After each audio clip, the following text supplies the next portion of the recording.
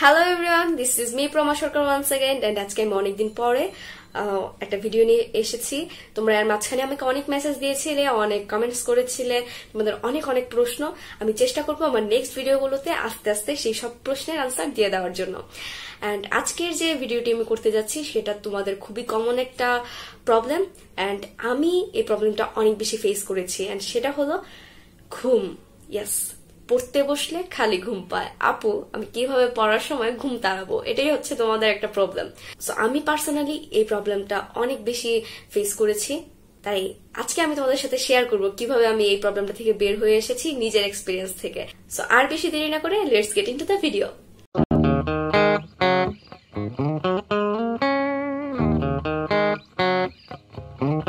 তো শুরুতেই যে বিষয়টা নিয়ে কথা বলতে চাই, যে কারণে আমরা ঘুমকে ইগনোর করতে পারি না পড়ার সময়, সেটার একটা অন্যতম কারণ হলো বিছানায় বসে পড়াশোনা করা। আমরা অনেকেই ভাবি যে বিছানায় বসে পড়াশোনা করা আর টেবিলে বসে পড়াশোনা করা একই ব্যাপার, আমরা যেখানে পড়াশোনা করছি সেটা ম্যাটার করে না। But I can tell you that এটা অবশ্যই একটা বিগ ফ্যাক্ট। কেন তোমার সারাক্ষণ ঘুম পাচ্ছে এন্ড কেন তুমি পড়াশোনায় কনসেন্ট্রেট করতে পারছো না? আমরা যখন বিছানায় বসে পড়াশোনা করতে যাই, তোমার ব্রেন কিন্তু অলরেডি জানে যে বিছানাটা তোমার ঘুমানোর জায়গা, এটা তোমার রিল্যাক্স করার জায়গা। সো এখানে তুমি কখনোই কনসেন্ট্রেট করতে পারো না পড়াশোনায়। কিন্তু তুমি যখন টেবিলে বসো, তুমি যখন একটা সার্টেন প্লেস রাখো তোমার পড়াশোনার জন্য, যখনই তুমি সেই প্লেসটাতে বসছো কিংবা সেখানে যাচ্ছ, তোমার মাইন্ড সেট আপটা কিন্তু অলরেডি সেট হয়ে যাচ্ছে। তোমার ব্রেন কিন্তু অলরেডি সিগন্যাল পেয়ে যাচ্ছে যে এখন তোমার পড়তে বসার সময়, এই জায়গাটাতে বসে তুমি শুধু পড়াশোনা করবে। তাই যদি তুমি ঘুমকে অ্যাভয়েড করতে চাও পড়াশোনার সময়, তাহলে অবশ্যই তোমাকে বিছানাকে আগে না করতে হবে। তারপর আমি যে ব্যাপারটা নিয়ে কথা বলতে চাই সেটা হলো সোজা হয়ে পড়তে না বসা। মনে আছে ছোটবেলা থেকে আমাদের টিচার্সরা, আমাদের প্যারেন্টসরা সবসময় বলে থাকতেন যে পড়ার সময় মেরুদণ্ড সোজা করে তারপর পড়তে বসবে। তো আমরা এই কথাটাতে একদম পাত্তা দিতাম না এন্ড আমরা একটু ঝুঁকে পড়তে বসার চেষ্টা করতাম, একটু হেলে ধুলে পড়তে বসার চেষ্টা করতাম। এন্ড তাতে করে হয় কি, আমাদের ব্রেন কিন্তু ফোকাস থাকে না। আবার অনেক সময় অনেকে কি করে দেখবে পড়ার সময় পা দুলাচ্ছে, কেউ কেউ কি করবে কন্টিনিউয়াসলি সে টেবিলের নিচে নিজের পাটা নাচাতে থাকবে। এন্ড অনেকে কি করে দুলে দুলে পড়াশোনা করে এরকম ভাবে। এতে করে হয় কি, আমাদের যে চোখের যে ফোকাসটা সেটা কিন্তু স্থির থাকে না বইয়ের মধ্যে। আর তুমি যেটা পড়ছো সেটাকে তুমি নিজের মধ্যে আয়ত্ত করার জন্য ফোকাস থাকাটা খুবই জরুরি। অর্থাৎ তুমি যদি দুলো বা তুমি যদি অস্থিরতার মধ্যে থাকো, স্থির হয়ে না পড়তে বসো, তবে কখনোই তুমি পড়াশোনায় ভালো করে কনসেন্ট্রেট করতে পারবে না। এন্ড তুমি যদি ভালো করে কনসেন্ট্রেট করতে না পারো, সেটাকে তোমার খুব বেশি বোরিং মনে হবে, এট দ্য সেম টাইম তোমার খুব ঘুম পাবে। তাই তোমার যেটা করতে হবে, শুরুতে একটা টেবিল বা এমন একটা বসার জায়গা নির্ধারণ করতে হবে যেখানে তুমি শুধু পড়াশোনা করবে এন্ড তারপর সেখানে তোমার অবশ্যই সোজা হয়ে স্থির হয়ে তারপর পড়াশোনা শুরু করতে হবে। এরপর আমি যে বিষয়টা নিয়ে কথা বলবো সেটা খুবই ইন্টারেস্টিং। অনেক সময় তোমরা দেখবে যখনই আমরা বিরিয়ানি খাই বা আমরা কোনো ভারী খাবার খাই, আমাদের খুব ঘুম পায়, আমাদের শরীর একদমই কোনো কাজ করতে চায় না। অর্থাৎ ওভার ইট যখন তুমি করে ফেলো, তখন তোমার আপনা আপনি থেকে শরীরটা একটুখানি ভারী হয়ে আসে এন্ড তোমার খুব ঘুম পায়।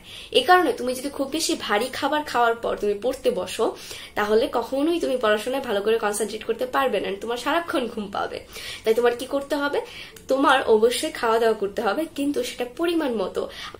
আবার তুমি যদি খালি পেটে পড়তে বসে যাও, তোমার শরীর কিন্তু সেই এনার্জিটা পাবে না, তোমার ব্রেন কিন্তু সেই এনার্জিটা পাবে না সারাটাক্ষণ তোমাকে কনসেন্ট্রেট রেখে পুরো যে পড়াশোনার সময়টা সেখানে তোমাকে অপারেট করার।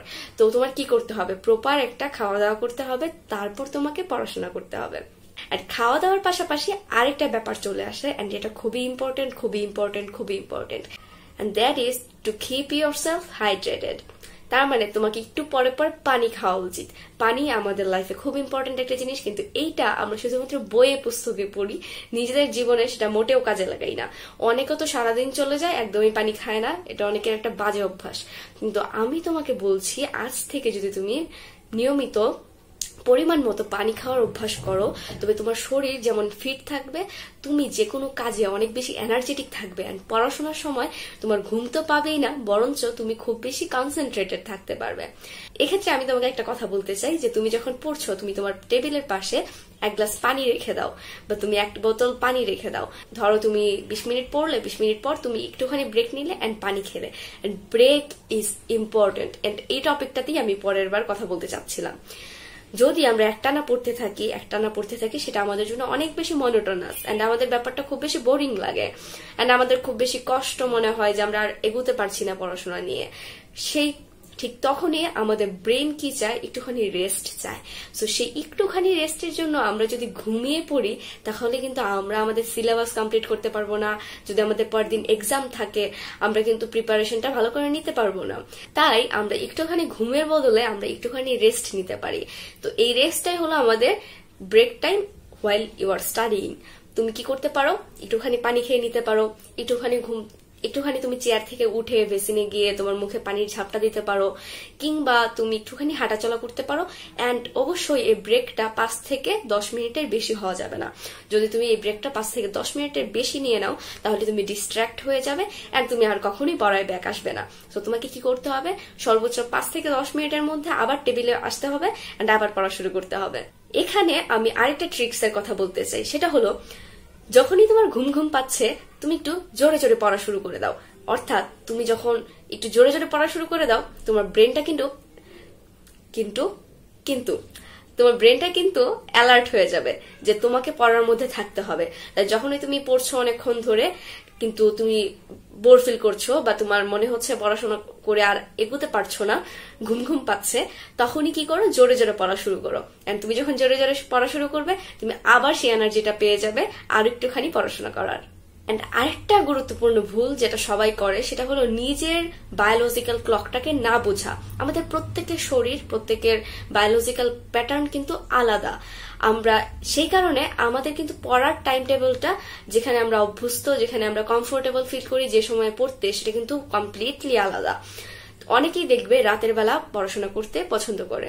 অনেক সাকসেসফুল ম্যান অর উইমেন দেখবে তারা কিন্তু নাইট আউল ছিল, তার মানে তারা রাতে পড়াশোনা করতো বা তারা রাতে কাজ করতো। আবার অনেক সাকসেসফুল ম্যান বা উইমেন তারা কিন্তু দিনের বেলা বা খুব সকালে তারা কিন্তু পড়াশোনা করতো বা তারা কিন্তু তাদের কাজগুলো করতো। That means they were morning birds. So তোমাকে বুঝতে হবে যে তুমি কি রাত জাগা প্যাঁচা নাকি তুমি আসলে সকালের ঘুম জাগানো পাখি। তো তোমাকে বুঝতে হবে কোন সময়ে পড়াশোনা করলে তুমি তোমার বেস্টটা দিতে পারো। কারণ তুমি যদি অন্যকে কপি করে তুমি যদি রাতে পড়ো, কিন্তু তোমার সেই ইফেক্টিভনেসটা তুমি দিতে না পারো, তাহলে তো কোনো লাভ নেই, তোমার ঘুম পাবেই। আবার তুমি যদি দেখা যায় অন্যদের মতো দেখা দেখি করে ভোর 6টার দিকে উঠে যাও, ভোর 5টায় উঠে যাও, মাতাব্বরি করে তুমি পড়তে বসে যাও, তোমার তো ঘুম পাবেই। কারণ তুমি কিন্তু একজন নাইট পার্সন, তুমি রাতে বেশি কমফোর্টেবল ফিল করো তোমার পড়াশোনা বা তোমার ক্রিয়েটিভিটি গুলোকে কাজে লাগানোর। এটাই মাথায় রেখো যে নিজেকে নিজের বুঝতে হবে। তুমি অনেক সময় অনেকের কাছে বলবে, আপু প্লিজ আমাকে রুটিন বানিয়ে দাও, ভাইয়া প্লিজ আমাকে একটা রুটিন বানিয়ে দাও, আমি কখন পড়বো, কি করব। না, এটা করা যাবে না। তোমার নিজেকে বুঝতে হবে তুমি কখন তোমার বেস্টটা দিতে পারো। তাই নিজের উপর অনেক বেশি বেশি ভরসা রাখো, নিজেকে বোঝার চেষ্টা করো আর নিজের বেস্টটা দেওয়ার চেষ্টা করো। ইনশাল্লাহ তুমি সবকিছুতে সাকসেসফুল হবে এন্ড পড়াশোনাতে অবশ্যই অনেক বেশি মনোযোগী হতে পারবে। এন্ড তোমাদের সাথে আমি খুবই ফানি একটা ট্রিক্স শেয়ার করতে চাই, সেটা হলো ঘুমকে ঘুম দিয়ে তাড়ানো। পড়তে বসার সময় তোমার যদি ঘুম পায়, সেই ঘুমটাকে তাড়ানোর জন্য অবশ্যই তোমাকে রাতে প্রপারলি ঘুমোতে হবে। একটা মানুষ 6 থেকে 7 ঘন্টা যদি প্রপারলি না ঘুমায়, সে যদি সারাক্ষণ কাজ করতে থাকে, তার রেস্ট অফ দ্য ডে তার কিন্তু খুব খারাপ লাগবে, সে কোনো এনার্জি পাবে না কাজ করার, তার সারাক্ষণ ঘুম পাবে। তার জন্য তুমি যদি খুব বেশি ফোকাস থাকতে চাও তোমার পড়াশোনায়, তুমি যদি খুব বেশি কনসেন্ট্রেটেড থাকতে চাও, তোমাকে অবশ্যই রাতে একটা সাউন্ড স্লিপ দিতে হবে। সো রাতে ঘুমানোর কোনো বিকল্প নেই। সো এই ছিল আমার টিপস এন্ড ট্রিক্স ঘুম তাড়ানোর। এন্ড আমি বলবো তুমি যদি এই ভিডিওটি এখন দেখে থাকো, তুমি আজকে থেকেই এইসব ট্রিক্স গুলো ফলো করা শুরু করে দাও। এন্ড তুমি যদি এগুলো রেগুলারলি করতে থাকো, দেখবে তুমি অভ্যস্ত হয়ে গেছো এন্ড তোমার ঘুম একদম গায়েব। And don't forget to subscribe my channel. And তোমাদের যদি ভিডিওটি ভালো লেগে থাকে তো অবশ্যই আমাকে কমেন্ট করে জানিও। এন্ড তোমাদের আদার্স কি কোয়েশ্চেন আছে, আর কি টিপস এন্ড ট্রিক্স তোমরা আমার কাছ থেকে চাও, সেগুলো আমাকে কমেন্ট করে জানিও। So till then, bye by.